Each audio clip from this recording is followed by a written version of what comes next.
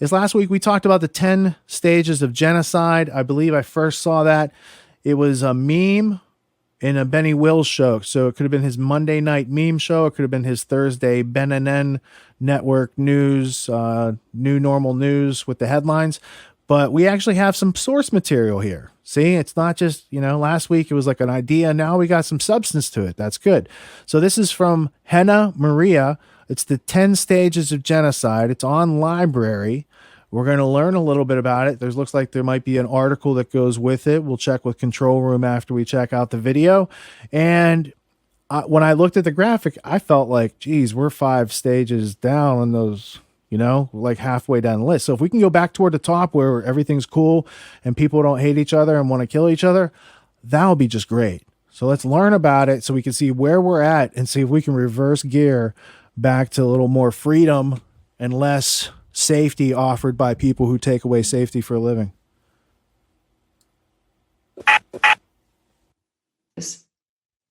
So the first stage of genocide is classification. Now, this is the categorization of a group of people who are the problem, the threat to society. Now, in the past, it's always been a certain ethnicity, race, gender, religion, or nationality. But the tyranny of today encompasses all of this because it is an outright attack against what it is to be human. It's against all of humanity. But the target group within our human family is a very specific group of people who are getting the bulk of all of this. This is people who stand for bodily sovereignty, for human rights, people who want to guard their right to medical freedom and the knowledge and practice of self-healing, people who want to be self-sufficient also economically and generate their own income. This is the target group. So they're basically targeting freedom. And their goal is to crush any expression of freedom, whether it's freedom of consciousness, freedom of choosing your medical care, freedom of creating your own economy. They want to crush all these expressions of freedom and turn all potentially self-sovereign individuals into a slave class by force and make them completely dependent on the state. But they are masquerading this as some kind of a noble cause. They're talking about the universal income, but do not be fooled. These are all conditional. So you will not get your universal basic income unless you agree to all the rules of the dictatorship. This is the new world order that nearly all governments are parroting about now, the new normality. The end of private ownership, the end of private source of income, the end of self-healing, and the end of cultivating your own food and your own medicine. Everything will become state governed, monitored, and owned, including your body and mind. That's the predicament. That is perhaps even worse than the actual genocide, which is being used as a tool to propel us into that dystopian scenario. We're looking at permanent, infinite state of enslavement as the new normality. The second stage of genocide is symbolization.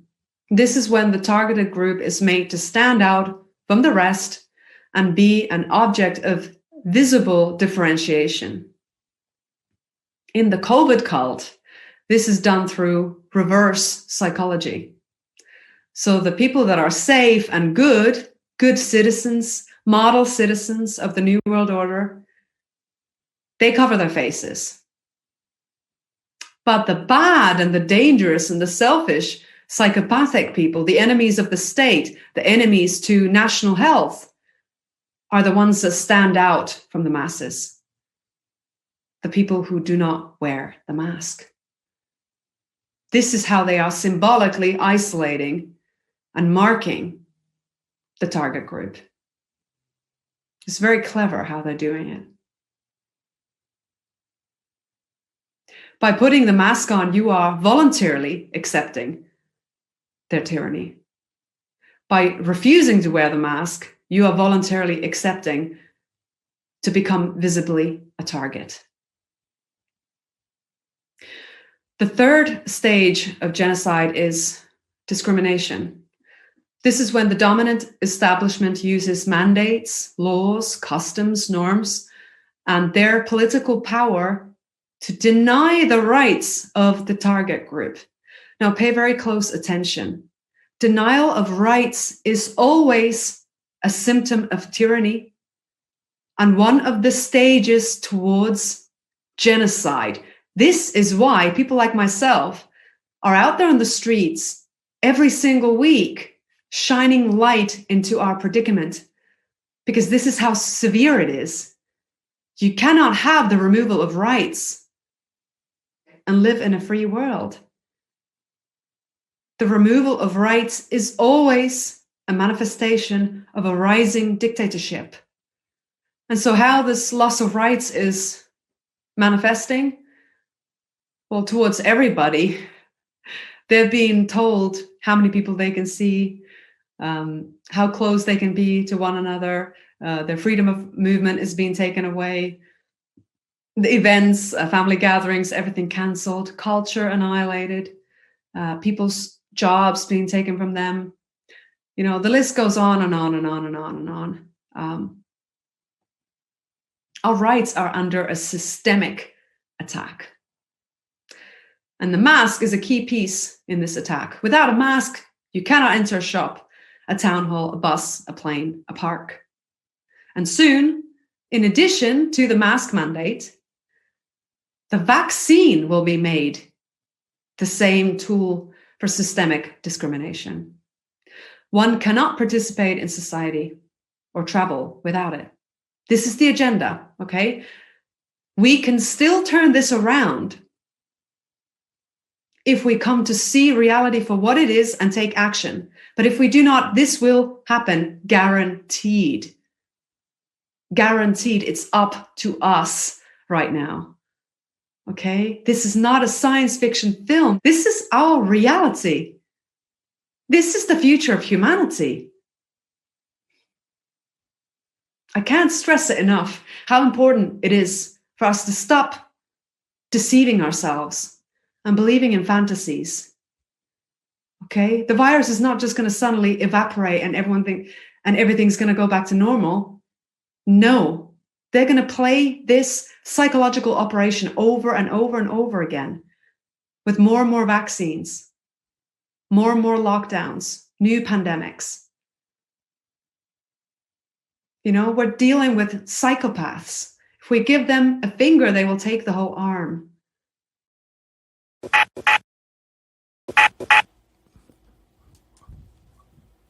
If we give them a finger, they'll take the whole arm. That message of here's the steps to genocide and finding ourselves down on that list away from DEFCON 6 is everything's safe and DEFCON 0 means we're at war. Genocide is not a thing you want going on in your country. It's gone on in many other countries throughout history. I've read about it. I don't really want to live in a country that's at civil war and committing genocide for no reason whatsoever other than a large number of the population of people have been exposed to toxic psychological warfare vis-a-vis the mainstream media, the makers of Time magazine, historically participating in psychological warfare in Operation Mockingbird, and also a whole bunch of other outlets that have participated right along with it. And they're way too comfy cozy with those tech overlords that used to be at war with, but I think that the tech overlords, the shares are worth a lot more than those brick and mortar type of companies like Time magazine used to be. That was the AOL Time Warner merger. That book is called Stealing Time. Oh my goodness, look at this. Stealing Time by Alec Klein. And real quick, I'm going to do an audible. Let's see if I can make this work. Doing it on the fly. Let's do it live. There is a part in here, and forgive me if you've heard it before, but there's a Jeff Bezos quote in here. Let me see if this is it. It's about his, there was a knife involved in the meeting. Let's see. I might have to find that during the next clip because I might not have had it marked properly. But it's a really interesting negotiation tactic that went on that does appear in this book. And I'm going to have to leave that for a second till I can find that. But first, we have an article from Activist Post that we can kind of use to see where our rights are. Because she said in that video that, you know, one of the first things is people lose rights, or was the second thing.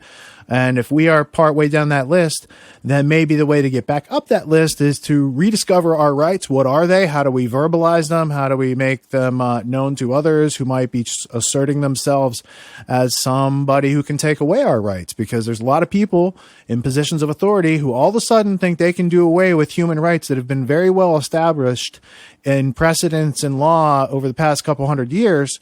And so at some point, the lawyers are going to show up and they're going to start filing suits on behalf of interested people who say, you know what, I want to press back, and I want to press back in a way that's nonviolent. And a way to do that would be to leverage the legal system that's there.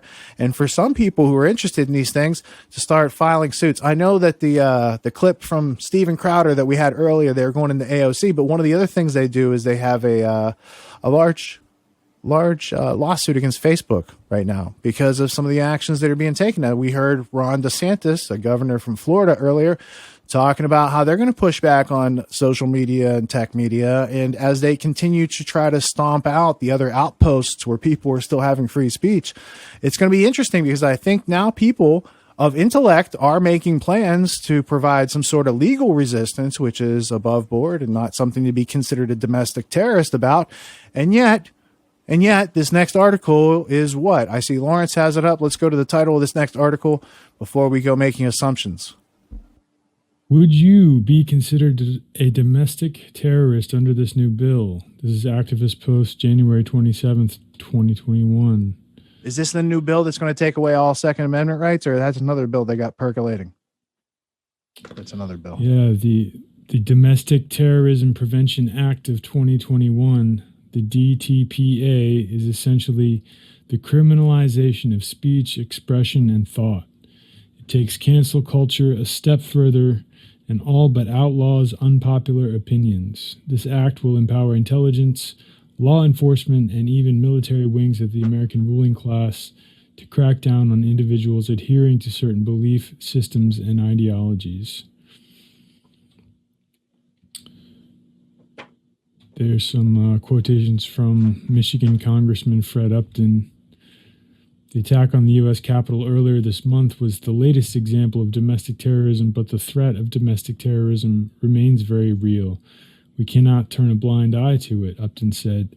The Domestic Terrorism Prevention Act will equip our law enforcement leaders with the tools needed to help keep our homes, families, and communities across the country safe.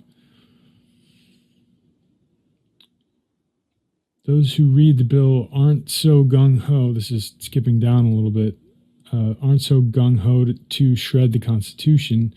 Congresswoman Tulsi Gabbard has some serious reservations. In a recent interview on Fox News Primetime, Gabbard stated that the bill effectively criminalizes half of the country.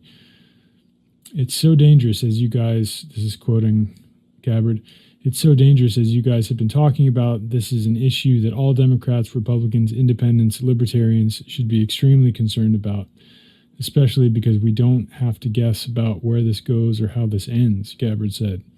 She continued, when you have people like former CIA Director John Brennan openly talking about how he's spoken with or heard from appointees and nominees in the Biden administration who are already starting to look across our country for these types of movements similar to the insurgencies they've seen overseas, that, in his words, he says make up this unholy alliance of religious extremists, racists, bigots. He listed a few others, and at the end, even libertarians.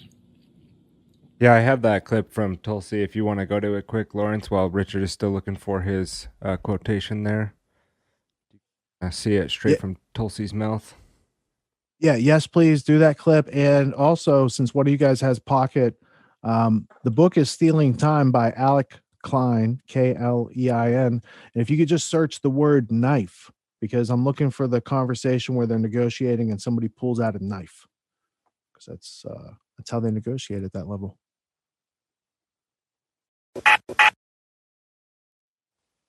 Woman Tulsi Gabbard from Hawaii, Democrat, joins us now. Congresswoman, great to see you. I know you've just been out of the job for a week or two. Are you surprised they're pushing forward with this extra surveillance on would-be domestic terror? It's so dangerous. You know, as you guys have been talking about, this is an issue that all Democrats, Republicans, independents, libertarians should be extremely concerned about, especially because we don't have to guess about where this goes or how this ends. When you have people like former CIA Director John Brennan openly talking about how he's spoken with or heard from appointees and nominees in the Biden administration who are already starting to look across our country for these types of movements similar to the insurgencies they've seen overseas, that in his words, he says, make up this unholy alliance of religious extremists, racists, bigots. He lists a few others and adds at the end, even libertarians. So when you look at their process and they start looking at, okay, what characteristics are we looking for as we're building this profile of a potential extremist? What are we talking about? Religious extremists? Are we talking about Christians, evangelical Christians? What is a religious extremist? Is it somebody who's pro-life? I mean, where do you take this? You start looking at, okay, well, obviously have to be a white person, obviously likely male. Libertarians, well, if anybody who loves freedom, liberty, maybe has an American flag outside their house, or people who, attended a Trump rally. Once you start walking this down the path, you see where it leads to a very dangerous undermining of our civil liberties, our freedoms in our Constitution, and a targeting of almost half of the country. Ilhan Omar says this. We already have laws on the books, sorry, but you are just going to have to learn to apply them. The other thing I thought was interesting, Congresswoman, I don't see any FBI demanding more tools. They feel they got the tools. These are congressional leaders or members who feel as though they're so freaked out by Trump supporters, they still can't understand why anyone would support him. They want to get to the bottom of it. And do you think the whole deprogramming of Trump supporters, this new buzzword among detractors and Democrats, has anything to do with this? Yeah, I think it does very directly. I think just on the FBI front, I read a great op-ed this morning from a former FBI agent who made a very strong case for why this new domestic terror law introduced by Adam Schiff is wrong and is directly going to undermine our constitutional rights and freedoms. This whole effort, whether you're talking about this bill or people saying that we have to deprogram these Trump cultists and people who voted for Trump because they've been radicalized, all of this just goes to further tear our country apart. And it moves towards the thing Joe Biden said in his inauguration speech that he shouldn't happen, which is a dehumanization of your opponent. And that's where his voice is so necessary right now. He is the president of this country. He delivered this speech, his voice, himself, speaking to the American people. He needs to denounce people like John Brennan and their statements, bills like the one Adam Schiff put forward, and truly speak to the American people about how we must come together around the Constitution, around our Bill of Rights, around these rights that have been endowed to us by our Creator. If he had your leadership ability, he would do it. Maybe he still will. That's why she ran for president. Congresswoman Tulsi Gabbard, thanks so much.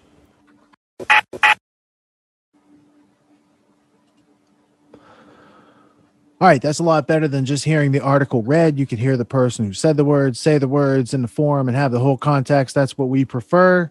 And that's pretty inspiring from Tulsi Gabbard. And she did run for president. And why didn't she get to be president? How does that work? Let's see. Let's go back to 2016. A bunch of people were behind Bernie. and then they gave the nomination to Hillary. This time, I think a lot of people would have been like, I thought if Tulsi Gabbard ran with Jocko Willink as a vice president, there'd be a whole bunch of people that voted. Or there was also The Rock, Dwayne Johnson. He was talking about running for president. There's a lot of people who probably would have had a lot more popularity for president than Joe Biden. But somehow Joe Biden got more votes than any other president in history. And I'm not questioning that. I'm observing that as a well-known fact these days in the post-fact era. All right. So control room, have we made any progress on finding the reference that I can't find in this book in the actual form here? It doesn't have like the search feature. I don't have a control F function on this book. And it doesn't just list knife in the index, or maybe it does. I didn't really look. I just assumed. Let's see if I could do it faster than you guys. So we do have stealing time up here, and I searched for knife, and I have 10 entries, so we can narrow down which one in particular you were They talk looking about for. knives a lot in that book. Jeez, it's about a merger between AOL, Time Warner. All right, so let's go to what is. Let's see. That's going to be on page 248, Justin. If you want to go. Oh, whoops! I'm bouncing around, pressing the wrong buttons here on my Stream Deck. But yeah, Justin, go to page 249, and they're talking about AOL. I can see the keyword there. Right as it's asking me to create a free account. Do you have it up right now? Yeah. Well, let's see. They may ask me the same thing. Yep. Limited preview. Some pages are omitted. Is it gonna play ball? Doing it live. What's the page in the book? I'll just look it up here since that's the actual picture of the David's page. steak knife. 248, 249. I got that. Let's see. 248. 225 also. So, 225 starts talking about a see. steak. I will know it. I will know it when I see it. Okay. All right. Dulles. It was on 249. Oh, look. I'm under pressure now. Let's at least straighten this up for you guys so you can see something. Maybe you'll see it first. All right. So what I'm looking for is there is a account of a meeting. There was a boardroom table involved, and there was the knife accusation. I wanted to make sure I got it right. It might be a different edition that you got looking at there, because I don't see that on this page. Did you guys see it? Does it look like the copy you have over there? Yeah, so on page 225 in this digital book, 225. try to go to there and see, is it that, does it start at the top? Or, Davis said, raising his steak knife menacingly.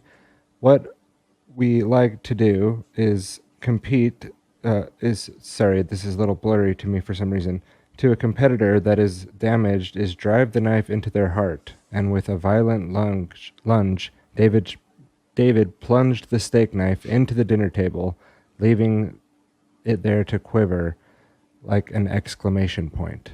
Did that give you time to find that page, or our page number's not? No, I think what I'm referring to is actually not that one, but that's another example of that tactic in this book.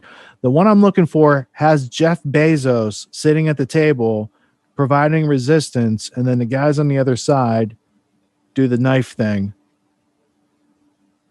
And it's funny or ironic or something that there's so many references of that in this book. But let's go to, do we have another page I can look at? 248, 249. Is that what you looked at before? Yeah, I didn't see it there. What's Yeah, the so next here's one on page 183. He sounds was like- not only pointing the knife at Davis, he started approaching him with a weapon. Bezos thought I was going to get stabbed, Davis said. Maybe that would be right where it's Yeah, at. yeah. What page is that? So I want to mark 183. 183. Yeah, I knew it was kind of early in the book before they did a whole bunch of other stuff. And let's see, it could be someplace close. Parties falling out. Does this look similar, Justin, as what you're saying? Or maybe it's a page or two off on my copy. It actually does look. Wembley PLC. Movie phone. Is it in chapter 6, Who Let the Dogs Out? Let's start there. This is how we do it. When there's multiple versions of a book or a document. Go back up a couple pages in your copy, find out what chapter it's in.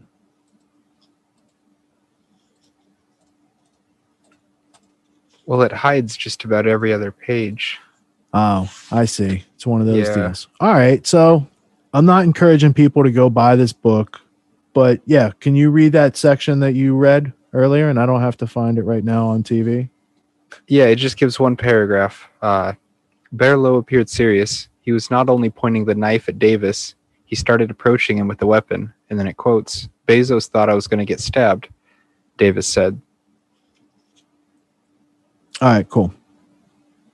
I know that seems like much ado for something that we couldn't find, but that's a risk we take sometimes when we're doing it live because they're stealing time. Dude, I got it right here. You got it? I got it and I highlighted it. Let me dig because I came up with a better way to find it. I mean, it's a story about Jeff Bezos, and if you go to the index of this book, there's only one entry for Jeff Bezos, and it's on page 159. So let's start here on page 158. And let me zoom in so we can have some context for the story that's unfolding in this book. Let me see if I can pull this over and be able to read at the same time. It's talking about a meeting that went on between Amazon and AOL. These are guys in the meeting. When Meyer Burlow started playing with a hunting knife, Neil Davis knew there was a problem. Davis, an AOL advertising executive, was in the middle of giving a business presentation in mid-1998 in a small Seattle conference room when he noticed Burlow, his boss, fidgeting. Burlow, the head of AOL's advertising division, was bored. Not a good thing. It was a hazard to Davis's health, judging by the length of the knife that Burlow was tapping impatiently on the surface of the conference table. The blade was 6 to 8 inches long, David reckoned from a glance out of the corner of his eye. It wasn't a hunting knife, Burlow later insisted. It was a pocket knife. Coburn, who was also in the room, didn't seem bothered by the glint of a knife. But the other person there, Jeff Bezos, the chief executive officer of Amazon.com, appeared alarmed. Bezos' eyes became the size of saucers, Davis said. Things were not going as planned. AOL was trying to pitch Amazon, the emerging online retailer, on the benefits of advertising its goods on AOL's internet service. But Davis, a compulsive contrarian, had other ideas. He had always wanted AOL to buy Amazon. He had even crunched the numbers, massaged the idea, and thought of selling off Amazon's warehouses to save money. He knew that the retailer, a growing force in electronic commerce, would be one of the first online survivors. He wanted it to be part of the AOL universe, which is why Davis included the slide that Burlow and Coburn had explicitly warned him not to use, the one about how Amazon should be integrated within the AOL service. Davis explained to Bezos,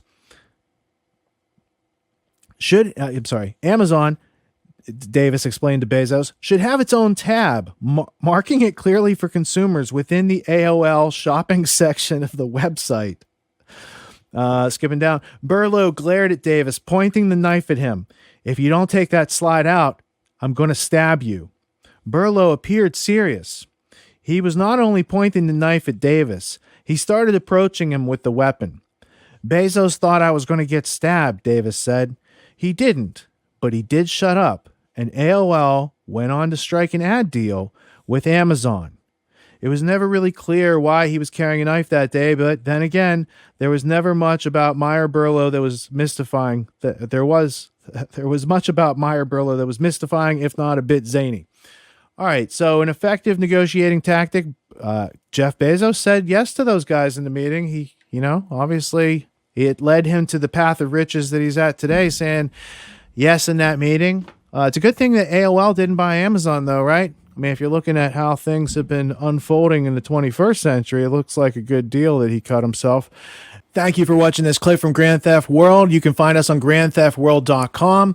You can also see us every Sunday night, 9 p.m., streaming live on rockfin.com/Richard Grove. You can create a free account. You can see the live stream because YouTube's banning it, and we're moving elsewhere.